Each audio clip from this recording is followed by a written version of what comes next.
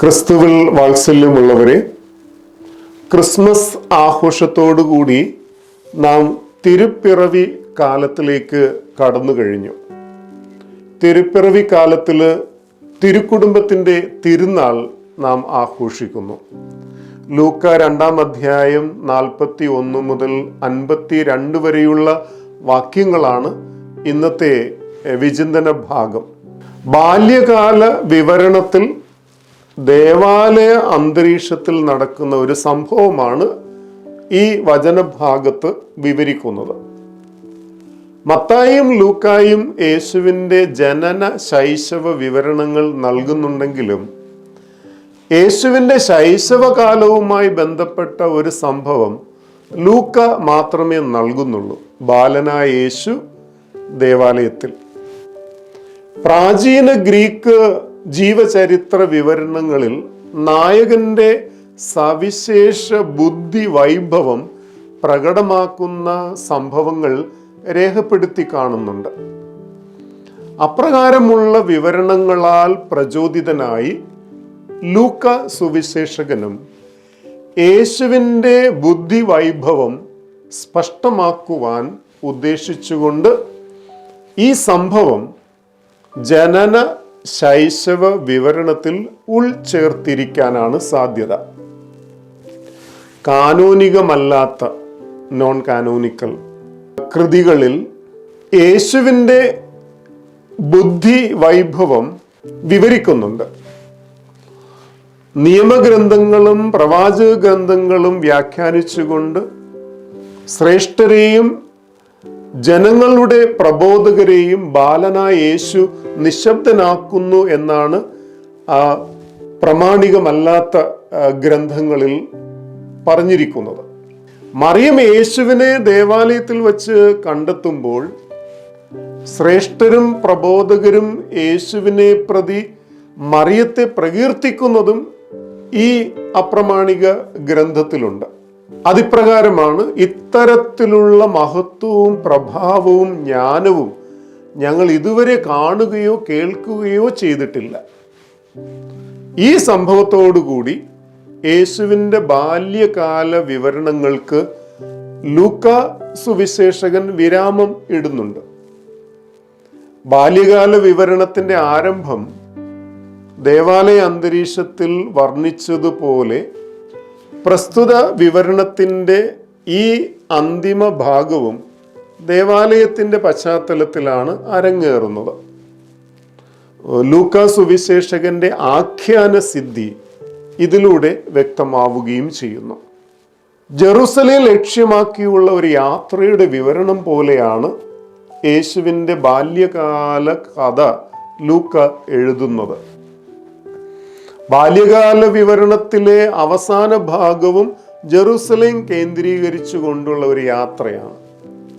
യാത്രയുടെ ലക്ഷ്യം നിർണയിച്ചതിന് ശേഷം യേശുവിൻ്റെയും മാതാപിതാക്കളുടെയും പരമ്പരാഗത മതാനുഷ്ഠാനങ്ങളോടും നിയമങ്ങളോടുമുള്ള വിശ്വസ്തതയും വിധേയത്വവും ലൂക്ക ഇവിടെ എടുത്തു കാട്ടുന്നു.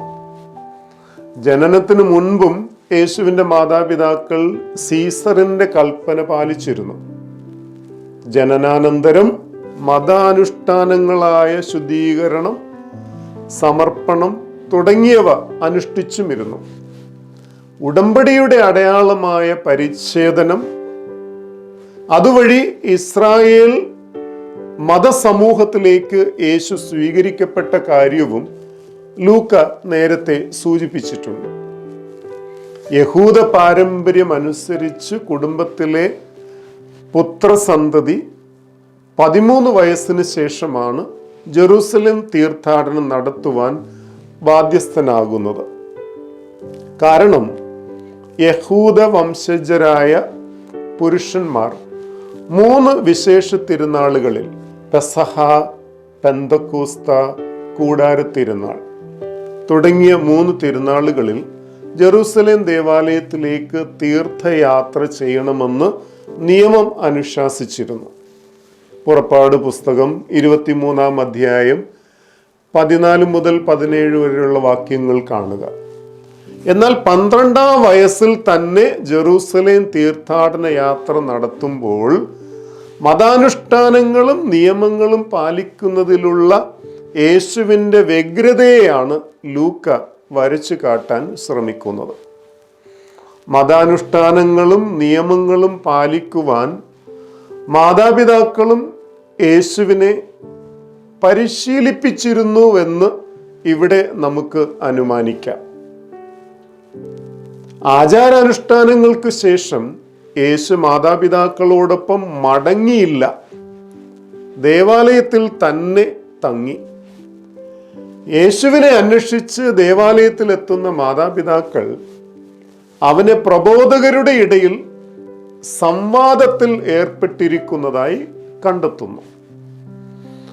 ഇവിടെ യേശു പ്രബോധകരുടെ സ്ഥാനത്തിലേക്ക് ഉയർത്തപ്പെട്ടതായോ അവരെ യേശു പഠിപ്പിച്ചതായോ ലൂക്കാ സുവിശേഷത്തിൽ നിന്ന് ലഭിക്കുന്നില്ല.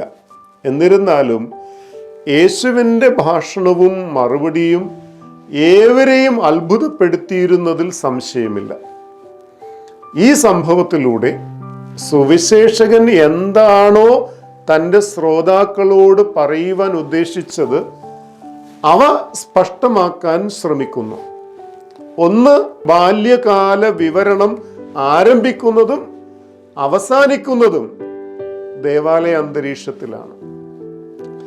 രണ്ട്, പ്രാചീന ഗ്രീക്ക് ജീവചരിത്രങ്ങൾ എന്നതുപോലെ ബാല്യകാല വിവരണത്തിലും കഥാപുരുഷന്റെ, അതായത് യേശുവിൻ്റെ ബുദ്ധി വൈഭവത്തെ ഉയർത്തിക്കാട്ടുന്നു. ദേവാലയ അന്തരീക്ഷവും ബുദ്ധി വൈഭവവും തന്നെയാണ് ഈ സംഭവത്തിൻ്റെ മർമ്മം. ദേവാലയത്തിൽ ആയിരിക്കുക എന്നാൽ പിതാവായ ദൈവത്തിൻ്റെ സ്വരം ശ്രവിച്ച് അവിടുത്തെ ഹിതം എന്തെന്ന് ആരായുകയും അത് നിറവേറ്റുകയും ചെയ്യുക എന്നാണ് അർത്ഥം. യേശുവിൻ്റെ പരസ്യകാല ലക്ഷ്യം തന്നെ പിതാവിൻ്റെ ഹിതം നിറവേറ്റുക എന്നതായിരുന്നു. സംവാദത്തിൽ യേശു പ്രകടിപ്പിച്ച ബുദ്ധി വൈഭവവും ജ്ഞാനവും പരസ്യ ജീവിതത്തിലുടനീളം തൻ്റെ പ്രബോധനങ്ങളിൽ നിഴലിക്കുന്നു. തത്ഫലമായി കേട്ടവരെല്ലാം അവൻ്റെ ജ്ഞാനത്തിലും ബുദ്ധിയിലും വിസ്മയവും അത്ഭുതവും പ്രകടിപ്പിക്കുന്നു.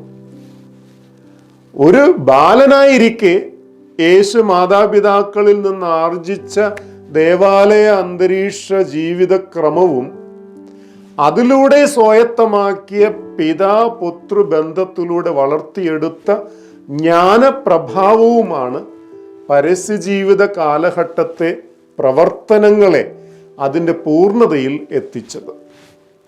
പ്രിയമുള്ളവരെ, കൽപ്പനകളും പാരമ്പര്യങ്ങളും അനുഷ്ഠിക്കുന്ന യേശുവിനെയും മാതാപിതാക്കളെയും ലൂക്കാ സുവിശേഷകൻ നമ്മുടെ ശ്രദ്ധയിൽ കൊണ്ടുവരുന്നു. മാതാപിതാക്കളെ ബഹുമാനിക്കുക എന്ന കൽപ്പനയുടെ പാലനം ശക്തമായ കുടുംബങ്ങളെയും അതുവഴി ശക്തമായ സമൂഹങ്ങളെയും സൃഷ്ടിക്കുന്നുണ്ട്. പിതാവിൻ്റെ ഹിതം തിരിച്ചറിയാനും അത് നിറവേറ്റുവാനും കൽപ്പനകളുടെയും പാരമ്പര്യങ്ങളുടെയും പാലനം യേശുവിന് അനിവാര്യമായിരുന്നു. മാതാപിതാക്കളോടുള്ള ബന്ധത്തിലും പിതാവായ ദൈവത്തോടുള്ള ആത്മബന്ധത്തിലും വളരുവാൻ കഴിയുന്നത് ദൈവം നൽകിയ കൽപ്പനകൾ അനുസരിക്കുന്നതിലൂടെയാണ്. ദൈവകൽപ്പനകളോട് അനുസരണയുള്ളവരാകാൻ നാം ക്ഷണിക്കപ്പെടുന്നു. ദൈവം നമ്മെ സമൃദ്ധമായി അനുഗ്രഹിക്കട്ടെ.